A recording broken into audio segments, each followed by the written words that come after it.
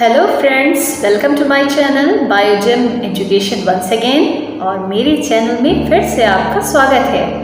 Friends, जैसे मैंने अभी तक 2 वीडियोस बनाए हैं सेल पे, और मैंने आपसे कहा था कि जो मेरा तीसरा वीडियो होगा वो मैं सेल के स्ट्रक्चर पे बनाऊंगी, तो उसी कंटिन्यूएशन में मैं आज प्रेजेंट कर रही हूँ अपना तीसरा वीडियो, जिसमें मैं यूकैरियोटिक सेल के स्ट्रक्चर के बारे में बात करने जा रही हूँ।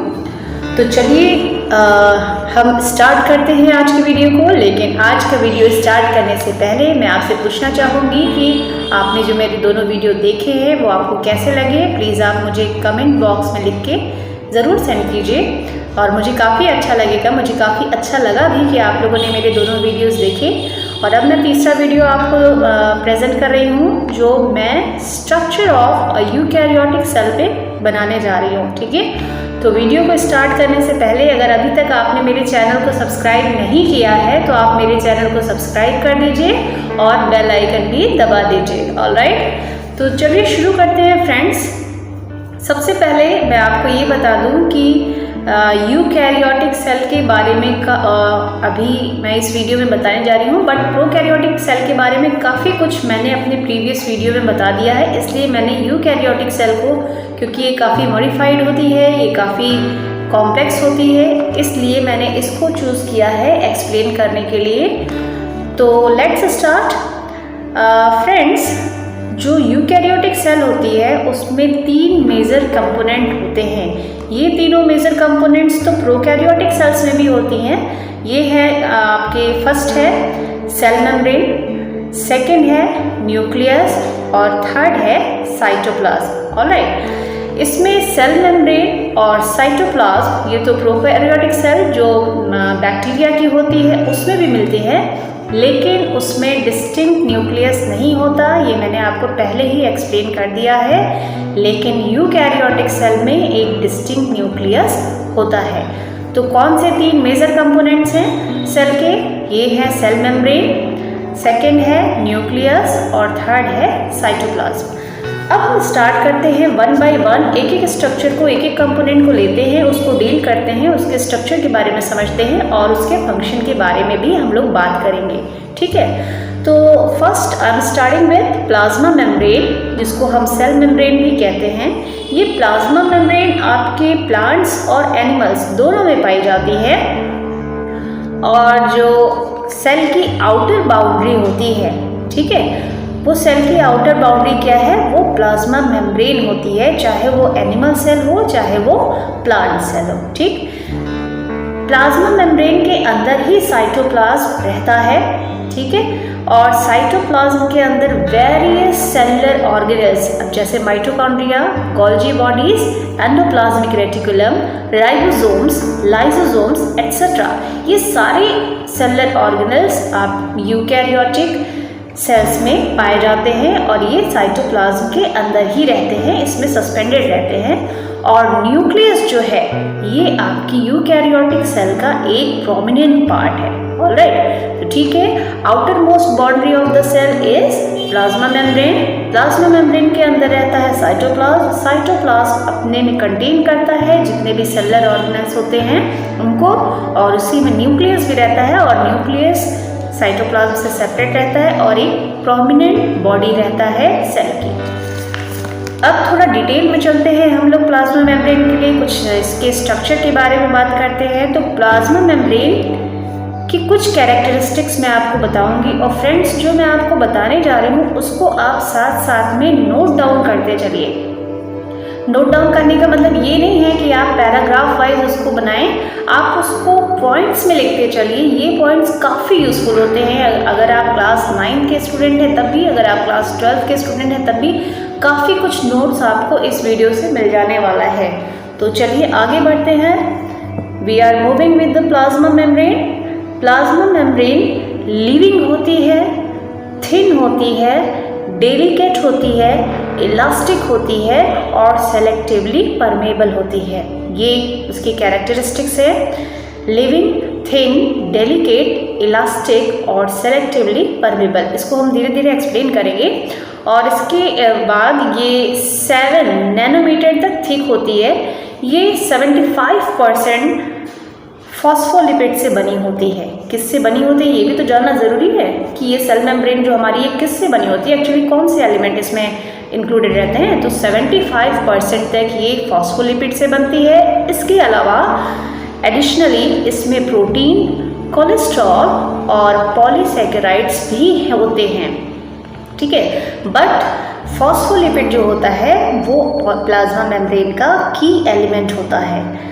अब इसको कैसे स्टडी किया, इसको कैसे समझा गया, इसके लिए हम लोग और थोड़ा सा आगे बढ़ेंगे। 1972 में दो साइंटिस्ट थे, सिंगर और निकोलसन। या मैं जो साइंटिस्ट के नेम बताती हूँ वो प्लीज़ याद रखा करिए, क्योंकि ये मॉडल्स वगैरह काफ़ी कुछ आपके एग्जामिनेशन में पूछे जाते हैं। तो 1972 में सिंगर और निकोलसन ने एक मॉडल प्रपोज किया था जिसको कहा गया फ्लूइड मोज़ेक मॉडल, ठीक है। इस फ्लूइड मोज़ेक मॉडल के थ्रू जो है ultra structure of plasma membrane describe किया गया था। उन्होंने एक मॉडल दिया था और उस मॉडल में एक्सप्लेन किया था कि एक्चुअली प्लाज्मा मेम्ब्रेन का अल्ट्रा स्ट्रक्चर क्या है। उन्होंने कहा कि according to them plasma membrane is made up of lipid bilayer. Lipids की, फॉस्फोलिपिड्स की बाइलेयर होती है, तो वो दो साइड में होती हैं, डबल होती है, और उस डबल लेयर यानी डबल लेयर फॉस्फोलिपिड मेम्ब्रेन में जो प्रोटीन के मॉलिक्यूल्स होते हैं वो एम्बेडेड होते हैं। आपने देखा होगा कि बीच बीच में अगर दो ऊपर नीचे की अगर हम लेयर बना दें और उसमें सैंडविच की तरह हम बीच बीच में प्रोटीन को, जैसे सैंडविच में दो ब्रेड के बीच में आपने कहीं एडजस्ट किया है अपने स्टफिंग को, उसी स्टफिंग की तरह जैसे सैंडविच लेयर होती है उस तरह से फ्लूइड मोज़ेक मॉडल में लिपिड की बाइलेयर होती है और लिपिड की बाइलेयर में प्रोटीन मॉलिक्यूल्स एम्बेडेड होते हैं। ये प्रोटीन मॉलिक्यूल्स इस तरीके से अरेंज होते हैं कि इनको दो कैटेगरी में रखा जाता है। पहली होती है इंट्रिंसिक प्रोटीन्स, टर्म्स को ध्यान रखिए।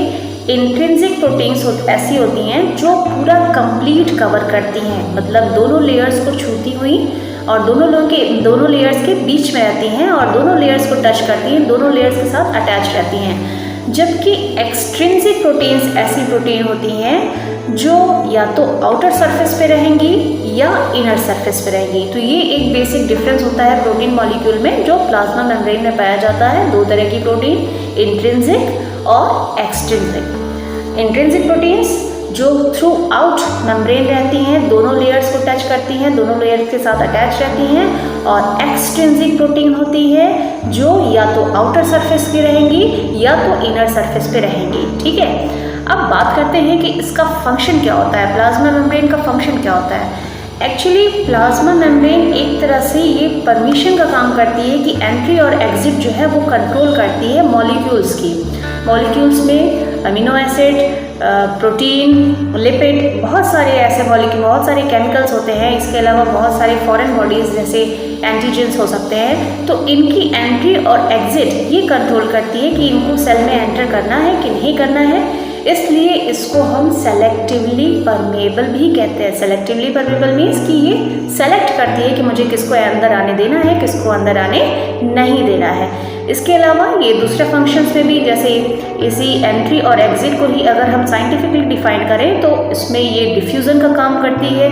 ये डिफ्यूज़न में हेल्प करती है, एक्टिव ट्रांसपोर्ट के लिए रिस्पॉन्सिबल है और एंडोसाइटोसिस के लिए रिस्पॉन्सिबल है। फ्रेंड्स, ये जो मैंने टर्म्स यहाँ पे यूज़ किए हैं, डिफ्यूज़न है, एक्टिव ट्रांसपोर्ट है, एंडोसाइटोसिस है, ये मैं आपको transport of material inside cell, ये मैं आपको अपने नेक्स्ट वीडियो में दूंगी। जैसे मैंने आपको कहा था कि fundamental unit of life cell, ये बहुत बड़ा एक कॉन्सेप्ट है, इसको एक वीडियो में कंक्लूड नहीं किया जा सकता। तो मैंने इसके लिए 4 वीडियोस बनाए हैं और ये मेरा तीसरा वीडियो है। अभी एक नेक्स्ट वीडियो भी मैं सेल पे बनाऊंगी, ठीक है। ये मैंने बात कर लिया प्लाज्मा मेम्ब्रेन के बारे में। अब नेक्स्ट भी मूव करते हैं हम सेल वॉल। आपने सेल वॉल का नाम भी सुना होगा और सेल वॉल के बारे में थोड़ा थोड़ा जानते भी होंगे, लेकिन आप cell wall, cell membrane, plasma membrane, इन टर्म्स के बीच में काफ़ी कंफ्यूज रहते होंगे। तो चलिए मैं यहाँ पे आपको कन्फ्यूज़न क्लियर करती हूँ। सेल वॉल है, आपकी प्लांट सेल्स में पाई जाती है। सेल वॉल बहुत टफ होती है, रिजिड होती है और in comparison to plasma membrane, और ये प्लाज्मा मेम्ब्रेन के बाहर पाई जाती है। एक एडिशनल वॉल है जो प्लांट सेल्स में पाई जाती है और ये रिजिडिटी और टफनेस प्रोवाइड करती है प्लांट सेल को। तो एक बार हम दोनों को कंपैरेटिवली देखते हैं कि सेल वॉल और सेल मेम्ब्रेन यानी प्लाज्मा मेम्ब्रेन के बीच में क्या डिफरेंस है। तो पहला पॉइंट ये है कि सेल वॉल प्लांट्स में पाई जाती है और प्लाज्मा मेम्ब्रेन जो है प्लांट्स और एनिमल्स दोनों में पाई जाती है। ऑलराइट, तो अब फिर ये कैसे, मतलब ये सिर्फ प्लांट्स में पाई जाती है? ये प्लांट्स में सिर्फ इसलिए पाई जाती है क्योंकि ये प्लाज्मा मेम्ब्रेन के बाहर एक थिक कवरिंग बना देती है। ठीक है, अब दूसरा पॉइंट हम लेते हैं, सेल वॉल नॉन लिविंग होती है और प्लाज्मा मेम्ब्रेन लिविंग होती है। Next point, cell wall thick होती है, प्लाज्मा मेम्ब्रेन थिन होती है। सेल वॉल रिजिड होती है, प्लाज्मा मेम्ब्रेन फ्लेक्सिबल होती है। सेल वॉल किससे फॉर्म करते हैं? फॉर्मेशन यानी इनके जो केमिकल कंपोजिशन है इसमें भी अंतर होता है। सेल वॉल सेल्यूलोज की बनी होती है, जबकि प्लाज्मा मेम्ब्रेन अभी हमने डिस्कस किया है कि लिपिड, फॉस्फोलिपिड और प्रोटीन की बनी होती है। अब दोनों का फंक्शन भी इसका मतलब जब उनका फॉर्मेशन अलग है, स्ट्रक्चर अलग है, तो इसका मतलब उनका फंक्शन भी अलग होगा। तो सेल वॉल वो प्रोटेक्शन का काम करती है। जो सेल वॉल है वो प्लांट सेल्स में प्रोटेक्शन का काम करती है, स्ट्रेंथ का काम करती है। प्लांट्स को बहुत एक्सर्शन, बहुत एक्सटर्नल प्रेशर बियर करना पड़ता है, इसलिए प्लांट्स में प्रोटेक्शन के लिए एक टफ वॉल होती है सेल्स के चारों तरफ, जिसे हम सेल वॉल कहते हैं। और प्लाज्मा मेम्ब्रेन जो है ये पासेस ऑफ मटेरियल यानी कि मटेरियल्स का इनकमिंग और आउटगोइंग ये चेक करने का काम करती हैं, एग्जिट और एंट्रेंस इस पे वर्क करती हैं। तो ये कंट्रोल करती हैं उनके पैसेज को। तो दोनों का वर्क अलग अलग हो गया है। और मुझे लगता है कि आपको सेल वॉल कहाँ मिलती है, कहाँ पाई जाती है, किस में पाई जाती है, प्लाज्मा मेम्ब्रेन में क्या डिफरेंस है, सेल वॉल में क्या डिफरेंस है, ये आपको काफ़ी क्लियर हो गया होगा। ठीक है, तो अब हम अपने दूसरे मेजर कंपोनेंट पे पढ़ते हैं। और दूसरा मेजर कंपोनेंट जो होता है यूकैरियोटिक सेल का वो होता है न्यूक्लियस। न्यूक्लियस लार्ज, अगर एनिमल सेल की बात करें तो एनिमल सेल में न्यूक्लियस लार्ज यानी काफ़ी बड़ा होता है और सेंट्रली लोकेटेड होता है। सेंट्रली लोकेटेड मतलब बीच में होता है, जबकि यही न्यूक्लियस प्लांट सेल में शिफ्टेड होता है और ये बीच में लोकेटेड नहीं होता है, ये साइड्स की तरफ शिफ्टेड होता है। ऐसा क्यों होता है? ऐसा इसलिए होता है क्योंकि प्लांट सेल में एक बहुत बड़ी लार्ज फूड एक वैक्यूल पाई जाती है, जिसकी वजह से ये वैक्यूल एक्चुअली इंटरनल स्पेसेस होती हैं। इन इंटरनल स्पेसेस में स्टोरेज का काम होता है। तो प्लांट सेल में ये काफ़ी बड़ी पाई जाती है, जिसकी वजह से न्यूक्लियस क्या होता है, वो एक साइड में शिफ्ट हो जाता है। ठीक है, अब न्यूक्लियस पे आते हैं। एनिमल सेल की बात करें तो ये डबल लेयर्ड होता है। ये एनिमल सेल और प्लांट सेल दोनों के लिए है कि ये डबल लेयर्ड होता है और इसकी जो मेम्ब्रेन होती है इसको हम बोलते हैं न्यूक्लियर मेम्ब्रेन। न्यूक्लियर मेम्ब्रेन बीच बीच में पोरस होती है। पोरस मतलब होता है इसमें बीच बीच में पोर्स पाए जाते हैं, जिसकी वजह से इसमें न्यूट्रिएंट्स मटेरियल इनकी वजह से न्यूक्लियस में आ सकते हैं और न्यूक्लियस से बाहर जा सकते हैं। ठीक है, न्यूक्लियस, ये जो न्यूक्लियर मेम्ब्रेन है ये अपने अंदर जो सब्सटेंस को इनक्लोज करती है उसको हम बोलते हैं, जो मटेरियल होता है उसको हम बोलते हैं न्यूक्लियोप्लाज्म। और इस न्यूक्लियोप्लाज्म में बहुत सारे प्रोटीन और न्यूक्लियस और क्रोमेटिन मटेरियल पाए जाते हैं। साथ ही साथ इसमें आपको मैं बताते चलो कि न्यूक्लियस होती क्या है। एक्चुअली न्यूक्लियस जो होता है वो राइबोसोम का नाम सुना होगा आपने। तो राइबोसोम्स की फैक्ट्री बोला जाता है न्यूक्लियस को। एक्चुअली जो राइबोसोम सेल में पाए जाते हैं उनको बनाने का, उनको फॉर्म करने का काम, उनको प्रोड्यूस करने का काम कौन करता है? ये न्यूक्लियस करती है, जो न्यूक्लियस के अंदर प्रेजेंट होती है। ये न्यूक्लियस एक भी हो सकती है, एक से ज़्यादा भी हो सकती है। तो ये टर्म आपको याद रखना पड़ेगा कि nucleus is known as a factory of ribosome. इसका फंक्शन क्या होता है? एक्चुअली अगर हम न्यूक्लियस की बात करें तो इसका फंक्शन क्या होता है? न्यूक्लियस जितनी भी मेटाबॉलिक एक्टिविटीज़ होती हैं बॉडी को, वो सब रेगुलेट करने का काम करता है। ये ध्यान रखिए, ये बहुत ही मेजर पॉइंट है। बॉडी में जितनी भी मेटाबॉलिक एक्टिविटी है सबको ये रेगुलेट करने का काम करता है और इसलिए इसको इंजीनियर ऑफ द सेल भी कहा जाता है। जी हाँ, इंजीनियर ऑफ द सेल।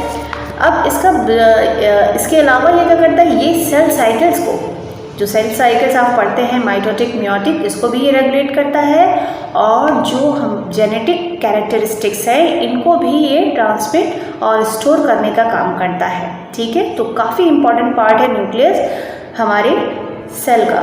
अब बात करते हैं हम साइटोप्लाज्म की। तो साइटोप्लाज्म जो है वो जो न्यूक्लियर मेम्ब्रेन है और जो प्लाज्मा मेम्ब्रेन है, इसके बीच में जो एरिया है इसमें पूरा साइटोप्लाज्म रहता है, और ये सेल का ग्राउंड सब्सटेंस फॉर्म करता है। सेल का ग्राउंड सब्सटेंस फॉर्म करता है तो इसके कुछ फंक्शंस भी हैं, जैसे ये एक साइट प्रोवाइड करता है जितनी भी मेटाबॉलिक पाथवेज होती हैं, जैसे ग्लाइकोलिसिस है और फैटी एसिड की सिंथेसिस है या सिंथेसिस ऑफ न्यूक्लियोटाइड्स है, इस सब के लिए कहीं कुछ एक पाथवे चाहिए ना जहाँ पे ये सारे फंक्शंस परफॉर्म किए जा सके, तो ये ग्राउंड सब्सटेंस आपको प्रोवाइड करता है साइटोप्लाज्म। ठीक, अब साइटोप्लाज्म में बहुत सारे सेलुलर ऑर्गेनेल्स होते हैं। ये सेलुलर ऑर्गेनेल्स आपने नाम सुना होगा, endoplasmic reticulum, ribosome, Golgi apparatus etcetera. तो धीरे धीरे 1 बाय 1 करके इसका हम शॉर्ट में इसको समझने की कोशिश करते हैं कि ये एक्चुअली क्या होते हैं और इनका फंक्शन क्या होता है। तो पहले हम स्टार्ट करते हैं एंडोप्लाज्मिक रेटिकुलम से। एंडोप्लाज्मिक रेटिकुलम ये एक मेम्ब्रेनस नेटवर्क है जो स्टार्ट करता है न्यूक्लियर मेम्ब्रेन से और दूसरा कनेक्शन रखता है ये प्लाज्मा मेम्ब्रेन से। प्लाज्मा मेम्ब्रेन और न्यूक्लियर मेम्ब्रेन के बीच में ये एक मेम्ब्रेनस नेटवर्क फॉर्म करता है, एक चैनल फॉर्म करता है, और ये चैनल फॉर्म करता है। इसका भी काम अभी हम डिटेल में डिस्कस करने वाले हैं। इसका भी काम ये न्यूट्रिएंट्स और पासेज ऑफ मटेरियल से ही रिलेटेड है। बट एंडोप्लाज्मिक रेटिकुलम कितनी तरह के होते हैं ये भी जान लीजिए। ये 2 तरह के होते हैं। पहला होता है रफ एंडोप्लाज्मिक रेटिकुलम। इसे रफ क्यों कहते हैं? क्योंकि इसकी जो ये मेम्ब्रेनस नेटवर्क है, इसकी जो सरफेस है ये रफ होती है। रफ क्यों होती है? Due to presence of ribosomes. इसके सरफेस पे राइबोसोम्स अटैच होते हैं, जिसकी वजह से इसकी सरफेस जो है वो रफ हो जाती है। और राइबोसोम्स अटैच होते हैं, इसका मतलब है कि ये प्रोटीन सिंथेसिस का काम करती है, यानी rough endoplasmic reticulum protein synthesis का काम करती है। सेकेंड इसकी जो टाइप है वो है smooth endoplasmic reticulum. Smooth endoplasmic reticulum क्योंकि इसकी सरफेस स्मूथ होती है। ये स्मूथ इसलिए होती है क्योंकि इसमें राइबोसोम नहीं होते हैं, और अगर ये राइबोसोम नहीं होते हैं तो ये क्या करती है? ये लिपिड सिक्रेशन का काम करती है। वैसे तो basic function of endoplasmic reticulum है कि ये एक स्केलेटल फ्रेमवर्क फॉर्म करती है सेल का, यानी सेल को स्ट्रेंथ प्रोवाइड करने का काम करती है। साथ ही साथ ये एक पाथवे भी देती है ताकि मटेरियल का डिस्ट्रीब्यूशन हो सके। अब भाई अगर मटेरियल आना है, न्यूट्रिएंट्स आने हैं, मॉलिक्यूल्स आने हैं, अगर सेल मेम्ब्रेन ने एंट्री दे दी तो वहाँ से लेके न्यूक्लियर मेम्ब्रेन तक ये पहुँचेंगे कैसे? ये पहुँचते हैं आपके एंडोप्लाज्मिक रेटिकुलम में जो चैनल बनाया हुआ है उसके थ्रू।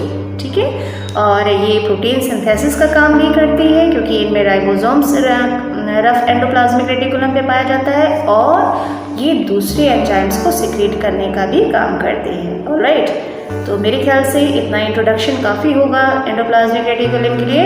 अब हम आते हैं, अभी मैंने टर्म यूज़ किया राइबोसोम, तो चलिए एक बार राइबोसोम को भी समझने की कोशिश करते हैं हम लोग। ये राइबोसोम एक्चुअली कोई मेम्ब्रेनस ऑर्गन नहीं है, ये कोई मेम्ब्रेनस ऑर्गेनल नहीं है, ये एक स्मॉल ग्रेन्युलर पार्टिकल्स है।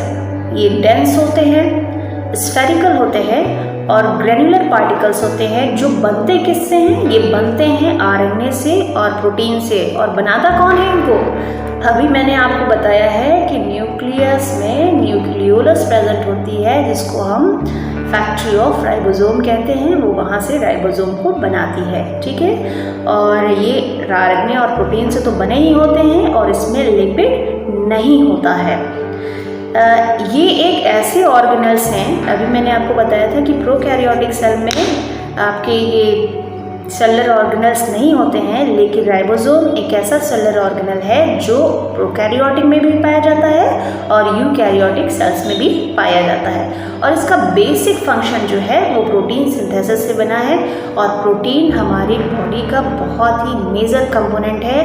हमारी बॉडी में जितने भी हमारे जो भी वाइटल एक्टिविटीज़ परफॉर्म होती हैं स्ट्रक्चरली, वो हमारी प्रोटीन से ही परफॉर्म होती हैं। इसलिए ये बहुत ही मेजर रोल प्ले करता है, चाहे वो डीएनए रेप्लिकेशन हो, चाहे प्रोटीन सिंथेसिस हो, या फिर सेल को लाइफ प्रोवाइड करना हो। नेक्स्ट हमारा है सेलुलर ऑर्गेनेल, वो है हमारा गोल्जी ऑपरेटस। गोल्जी अपैरेटस और गोल्जी बॉडीज़ भी इनको कहते हैं। ये कैसे होते हैं? ये कंसिस्ट होते हैं एक set of membrane bound fluid filled vesicles के। एक तो पहली बात तो ये मेम्ब्रेनस ऑर्गन होते हैं, और दूसरी बात इनके अंदर फ्लूइड भरा होता है। या तो ये वेसिकल्स के फॉर्म में होंगे, या ये वैक्यूल्स के फॉर्म में होंगे, या ये फ्लैटेंड सिस्टर्नी के फॉर्म में आपके सेल में प्रेजेंट होते हैं। ठीक है, ध्यान रखिए, गोल्जी ऑपरेटस के 3 फॉर्म्स मिलते हैं हमारे सेल्स में। ये हमारी वेसिकल्स में हो सकते हैं, वेसिकल के फॉर्म में, वैक्यूल्स के फॉर्म में हो सकते हैं, और फ्लैटेंड सिस्टर्नी के फॉर्म में हो सकते हैं। जो गोल्जी ऑपरेटस प्लांट सेल में पाए जाते हैं उनके लिए टर्म हम यूज़ करते हैं डिक्टियोसोम। याद रहेगा ना ये टर्म? अगर कभी आपसे कहीं पूछा जाता है डिक्टियोसोम के बारे में तो आप कंफ्यूज मत होइएगा, ये गोल्जी ऑपरेटस की ही बात हो रही है। ठीक है, इनका फंक्शन क्या होता है? एक्चुअली ये नेचर में सिक्रेटरी होते हैं, यानी मोस्टली चूँकि ये मेम्ब्रेनस होते हैं, फ्लूइड फिल्ड होते हैं, इसलिए नेचर में सिक्रेटरी होते हैं, सिक्रीशन का काम करते हैं, बहुत सारे एंजाइम्स को सिक्रेट करने का काम करते हैं। इसके अलावा ये पैकेजिंग का काम करते हैं। भाई अब मटेरियल है, कोई भी है, केमिकल है, उसको बाहर जाना है या बाहर से अंदर जाना है तो उसको पैकेज होना पड़ेगा ना, तो वो पैकेजिंग का काम और डिस्पर्सल का, इसको डिस्पैच करने का काम कौन करे? ये गोल्जी ऑपरेटस ही करते हैं।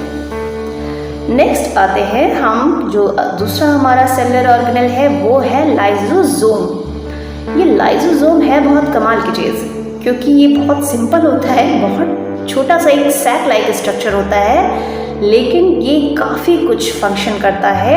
तो इसके बारे में हम बताते हैं ये करता क्या है। एक्चुअली इसके अंदर ये जो सैक लाइक स्ट्रक्चर है, इसमें फ्लूइड रहता है और इसमें डाइजेस्टिव एंजाइम्स होते हैं। ये डाइजेस्टिव एंजाइम करते क्या है?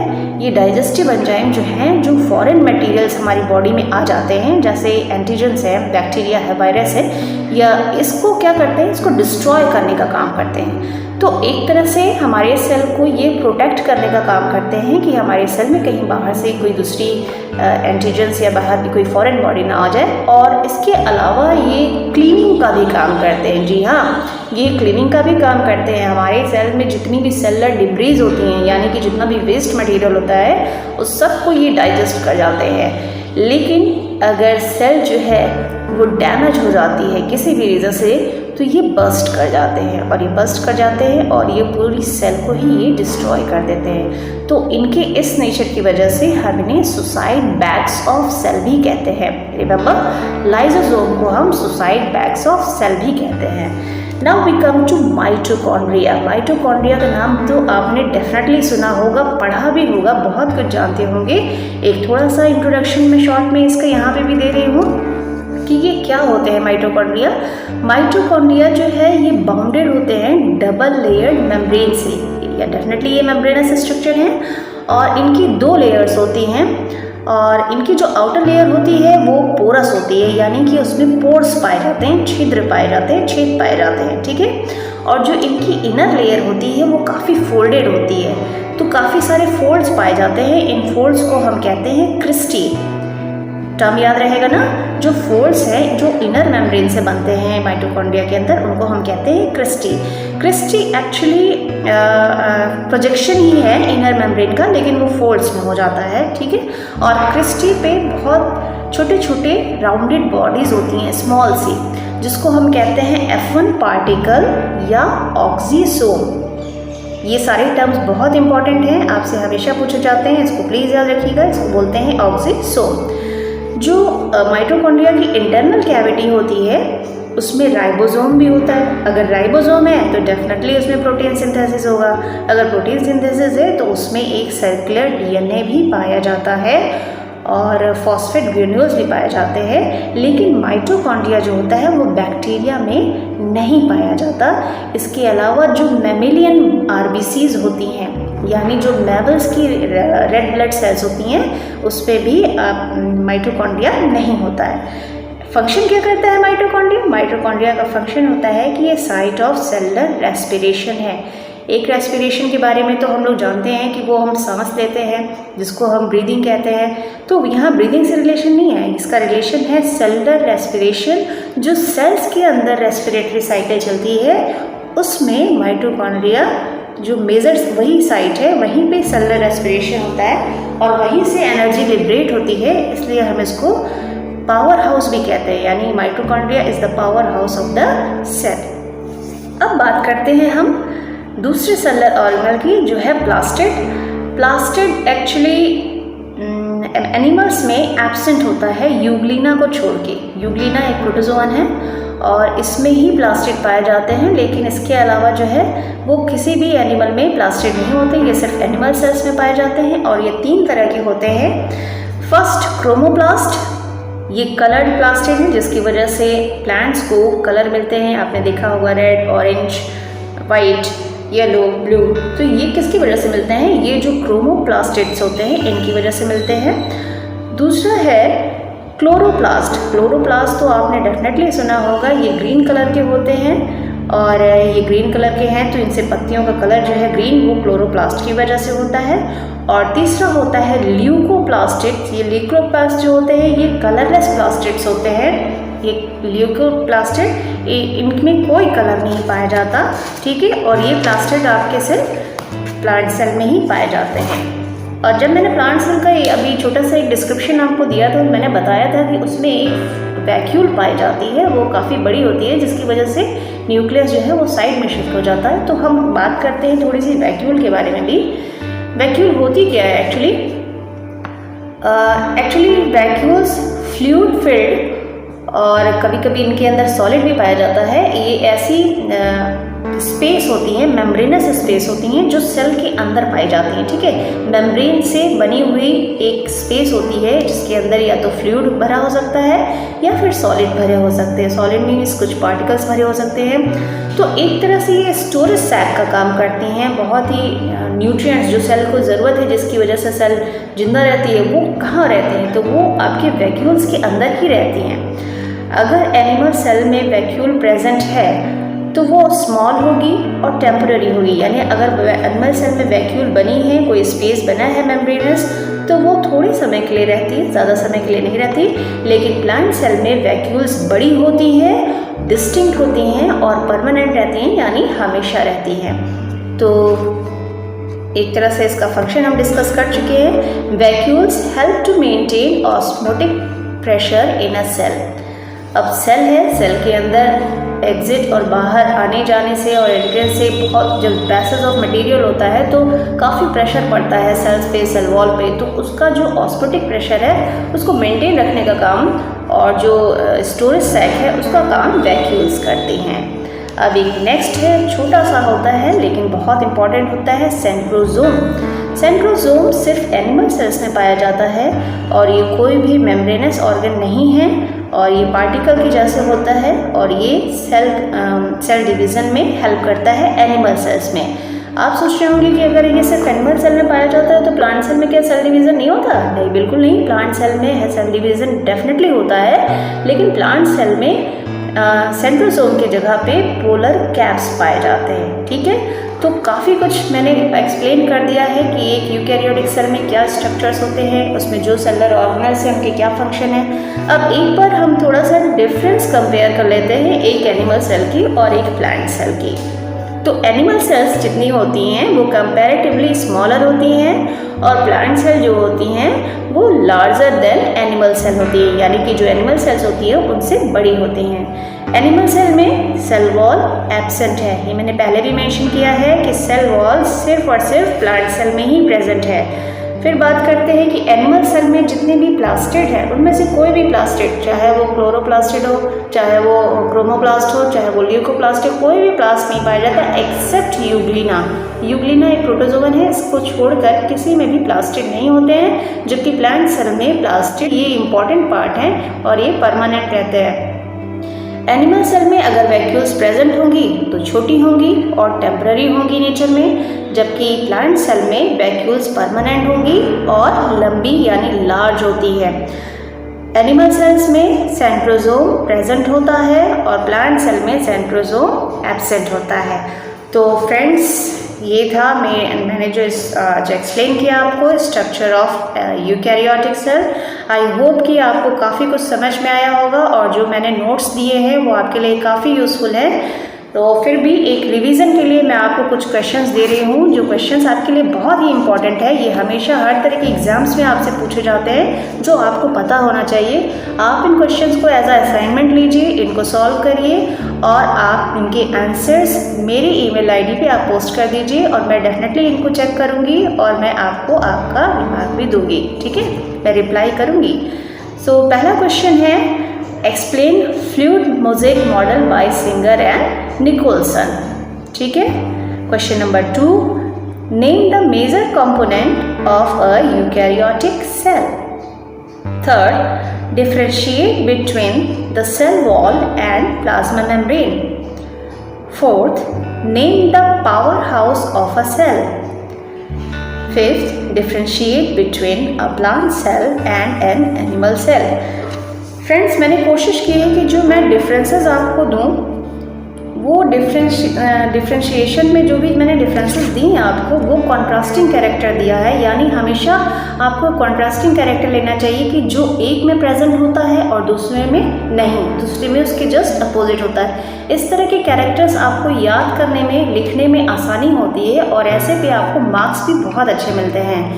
तो अब मैं इसी के साथ मैं अपना वीडियो जो है वो यहीं पे एंड करूँगी और आई होप कि आपको काफ़ी कुछ समझ में आया है।